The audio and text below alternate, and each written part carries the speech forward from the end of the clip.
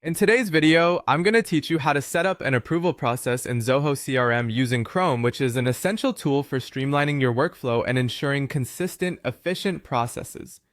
To get started, you'll want to log into your Zoho CRM account using your Chrome browser. If you haven't done so already, open your browser and go to the Zoho CRM login page. Enter your credentials to access your account. Once you're logged in, look towards the top right corner for the spanner and screwdriver icon, which will take you to the setup page. Click on it, and you'll find yourself in the setup area where all the customization and configuration magic happens. Now, let's navigate to automation in the left pane of the setup page. Automation covers many essential functionalities, but today we're focusing on approval processes. Find approval processes and click on it to proceed to the next step. Approval processes are crucial for ensuring the accuracy and legitimacy of important changes or updates within your CRM. So setting this up correctly is key. On the Approval Processes page, look for the Create Approval Process button and click it. This starts the process of defining and structuring exactly how approvals will work for your specific needs. The first thing you'll want to do here is to select the module to which this approval process will apply. Modules in Zoho are like categories or specific areas, such as leads, contacts, or deals that organize your data. Choosing the appropriate module ensures that your approval rules are applied where they're needed most.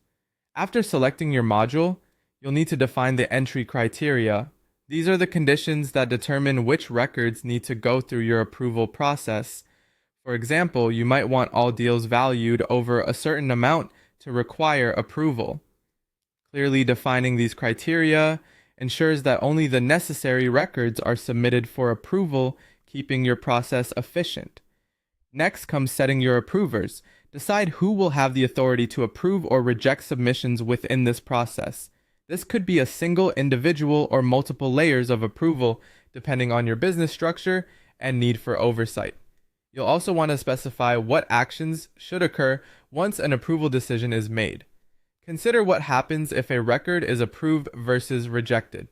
Will it update automatically or trigger another process?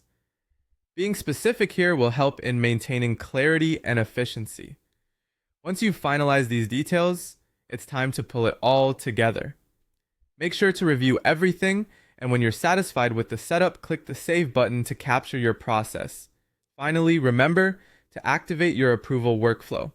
Activation means your process will go live and start working according to the parameters you've set.